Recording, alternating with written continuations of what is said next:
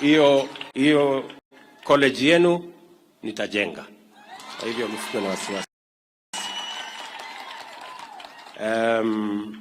Vile ameniambia kuhusu mambo ya mabarabara.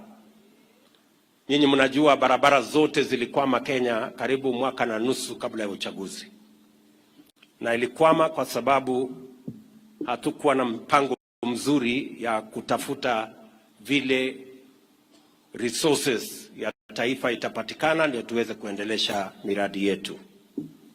Na ndio sababu mliona katika budget nikasema lazima kama taifa we must make the difficult decisions. We cannot continue to borrow money left, right and center because we are endangering the future of our country. Mimi nataka niwashukuru wa Kenya kwa sababu sote sasa tumekubaliana tutatafuta rasilimali zetu kama taifa through raising local resources. Na kupitia hiyo barabara ndio nimeweka katika budget ya mwaka huu shilingi bilioni 265 ya mabarabara zetu. Budget imepita, mwezi moja imepita. Si ndio? Si hawa jamaa wamepitisha budget juzi.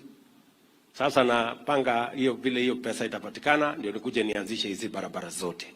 So msikuwe na wasiwasi, hiyo barabara yote mjumbe wenu wamesema na zile zingine zimesemwa na viongozi wengine hapa. We now have a plan, a proper plan on how we are going to complete all stalled roads because they have been stalled for more than a year and a half, more than actually 2 years. But we now have a comprehensive plan on how we are going to complete all those roads. Na nimesema tutapunguza kuanzisha barabara mpya mpaka tukamilishe zile ambazo tulianzisha kwanza. Kwa sababu it will be reckless for us to leave roads that are already started. Tuende tuanzishe zingine, tukamilishe kwanza zile zote ambazo zilikuwa zimeanzishwa, alafu tutaona mahali ambapo hakukuwa na barabara yoyote ndio tutaweka barabara mpya. Lakini mahali popote penye barabara iko ambayo ilikuwa imeanzishwa tutakamilisha hiyo kwanza. And then we will see what to do next. We must be prudent in the way we manage how we deploy our development programs. Vile ameniuliza mjumbe wenu kwa niaba ya wale wengine wote, hata wale walisema pia mambo ya maji. Mama wenu wa county amesema pia mambo ya maji. Mimi nataka niwaambie ndugu zangu wa hapa Kisii, maji ni sehemu moja ya mpango wa serikali yetu. And therefore I want to commit to you that we have a comprehensive plan on water. Vile nilikuja hapa Kigati siku ile, niliwaambia tutawapatia milioni 300 ya kusambaza hiyo maji. We have that money. Tumefanya tender, tumemaliza. Hata mjumbe wenu alisema pipes ya kwanza ya 20 million imefika last week. I want to tell you it is going to be not a 20 million project. It's going to be a 300 million project. So ile pipes imetangulia, msifikiri ndio hiyo ndio yote. Ninaona mjumbe wenu kidogo anawaka moto, anafikiri imeishia hapo. Relax. Tuliza boli my friend, mambo iko sawa. I made a commitment in public and that is what's going to happen. So our ministry is moving on with that program. Niliwaambia vile tuko na maji ya Ogembo. Tumepanga maji ya kuexpand program pale Ogembo ambayo itakava Bomachoge, Chache na Borabu. So that program we are working on it. It is part of my plan and we will let you know before the end of this year. Tumefanya utafiti na tunaona pengine itatugharimu karibu milioni 800. We are working on it. We have found the development partners that are going to work with us ndio tuhakikisha kwamba sehemu hiyo pia inapata maji. Ile niliwaambia ya Bunyunyu hapa juu It is part of our PPP program, Public-Private Partnership Program, which is ongoing. Nitarudi hapa hivi karibuni tukisha kamilisha hiyo mpango, ndio tukuje hakikisha kwamba hiyo maji inafikisha maji kwa watu wa Nyamira na vile vile watu wa sehemu hii. Vile vile mjumbe wenu amesema kuhusu stadium ya hapa, na gavana wetu amesema ya kwamba hako tayari kuchangia katika kutengeneza stadium hapa. Mimi nakubali ya kwamba hii stadium tutajenga pamoja.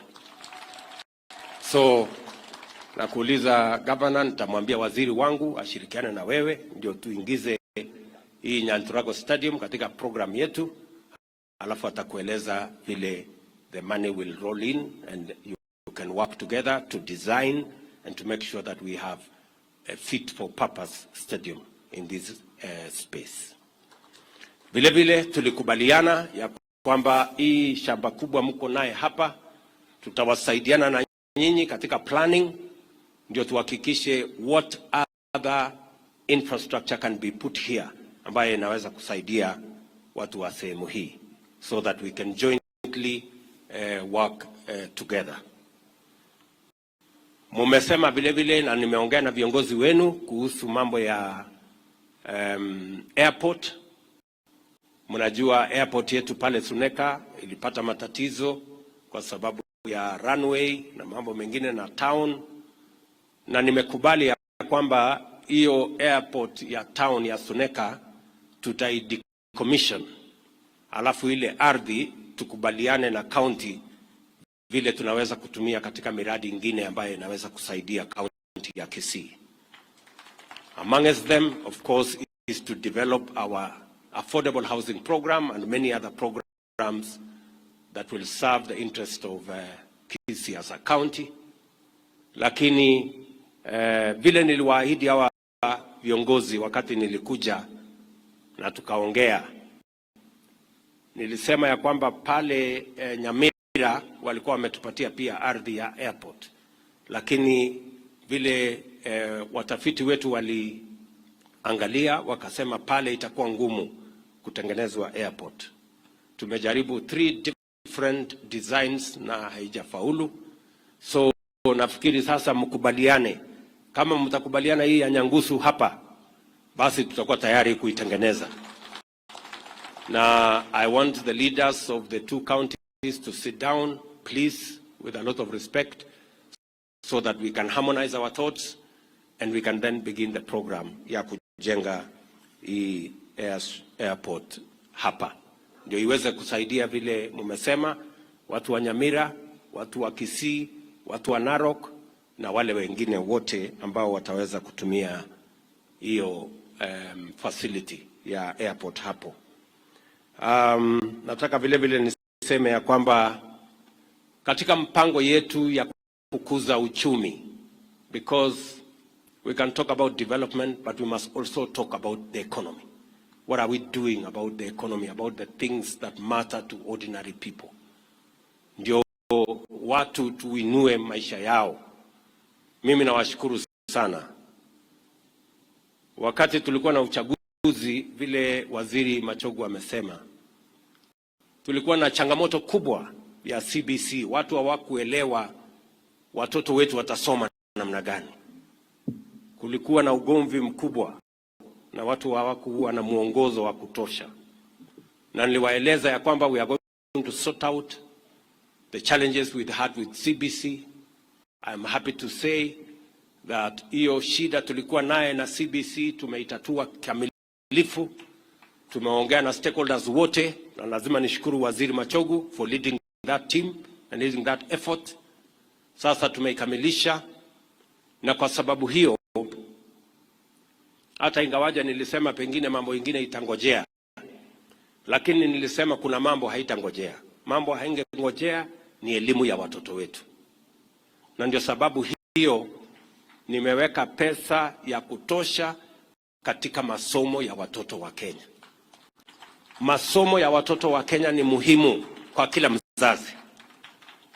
kwa sababu pale kwa masomo ndio usawa unapatikana. Mtoto wa tajiri na maskini, mtoto wa hasla na rais, mtoto wa mwingine na mwingine wanakuwa sawa wakipata elimu. Na ndio sababu kati ya between January and now tumeajiri walimu 56,000 wapya ambao watatusaidia kutusomeshea watoto wetu. Tunataka kila mzazi, mtoto akienda shule apate kuna masomo, kwa sababu kuna mwalimu pale. Na vile vile nimehakikisha ya kwamba pesa ya CDF zote tumelipa kwa wabunge wetu, ndio pia watusaidie na kujenga mashule na kuhakikisha watoto wetu wanapata mahali pazuri pa kusoma. Vile vile tumetatua matatizo ilikuwa kwa TVET. Kulikuwa na gap kubwa ya funding, kulikuwa na gap kubwa ya funding ya our universities, na ndio nimetengeneza the largest budget in the history of Kenya ya elimu. Huyu Machogu wenu wa hapa ndiye anasimamia karibu 1/3 ya budget ya Kenya. Huyu muungwana anasimamia shilingi bilioni 630 ya elimu ya watoto wa Kenya. And I have deliberately made sure that the education of our children takes priority over many things. Kwa sababu pale katika masomo ya watoto wetu ndio tutatengeneza wafanyikazi wa leo, watumishi wa kesho, na wale ambao watatusaidia kuendesha taifa letu la Kenya kwa siku za usoni. So we are going to work together in that space, and I want to tell now our universities that we have changed the funding model so that we can, instead of giving money to universities as grant to a university, we are going to give money as scholarship to every student that you admit, so that we can keep account of the money that is going to every university. Na mimi nataka nishukuru wale wote walinisaidia katika kuweka mawazo hayo pamoja, ambayo ilitokana na mawazo mengi ya Wakenya wetu. Mimi nataka vile vile ni waulize ya kwamba kama Wakenya, najua saa zingine siasa iko na mambo mengi. Kama nchi leo bado tunaagiza chakula, food items, shilingi bilioni 500 kila mwaka kutoka nchi za nje. Na ndio mnasikia hii makelele yote ya gharama ya maisha. Na ni kweli gharama ya maisha inaanza na gharama ya chakula. Na ndio sababu dawa ya gharama ya maisha ni kupunguza kwanza gharama ya chakula. Na kupunguza gharama ya chakula sio kwenda kupatiana pesa ya subsidy kwa Mila. Mila hana chakula. Mila ni mtu ya kusiaga. Mwenye chakula kutengeneza ni mkulima. Kwani nyinyi mnafikiri unga inatoka kwa supermarket?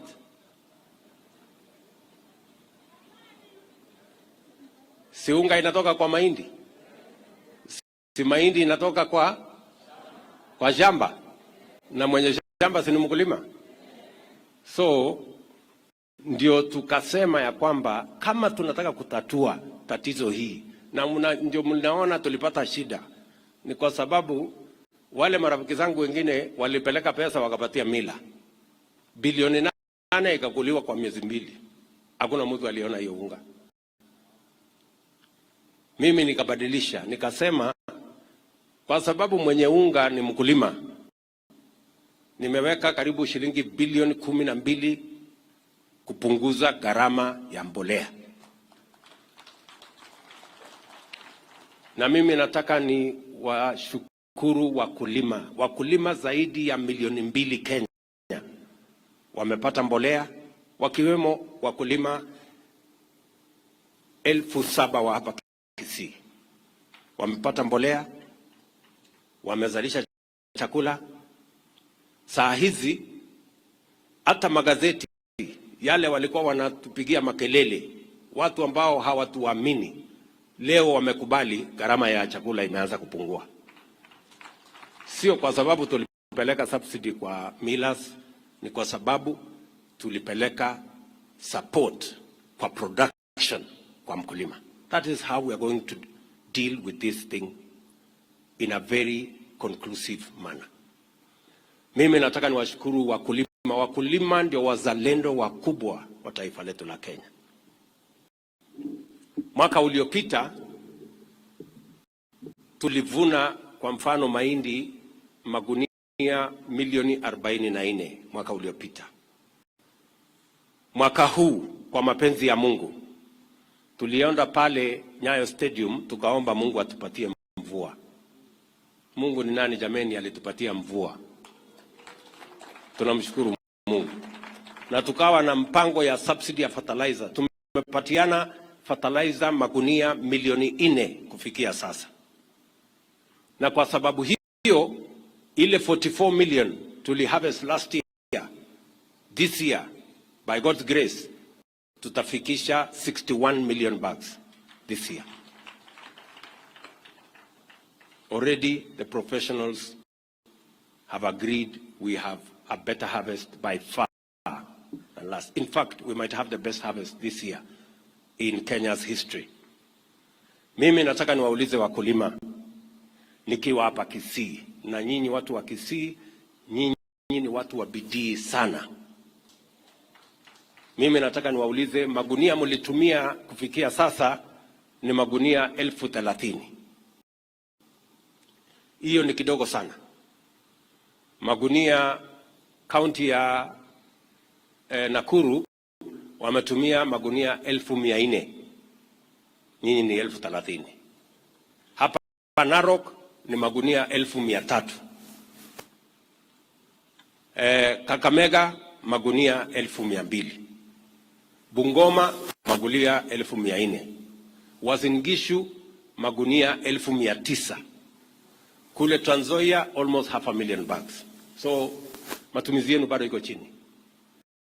Mimi I want to promise you, mimi kazi yangu nitahakikisha mbolea imefika hapa Kisii. Nyinyi kazi yenu ni kuhakikisha imefika shambani. Tunakubaliana? Si tunagawana kazi?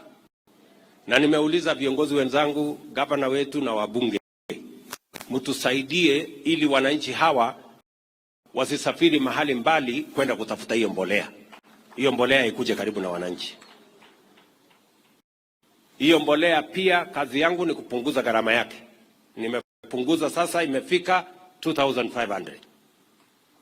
Mkifanya bidii na tukishirikiana na nipate pesa mahali ingine kidogo, naweza kupunguza tena, lakini hapo 2,500 si mbaya. Hata nyinyi mnakubali? Ama hapo si mbaya.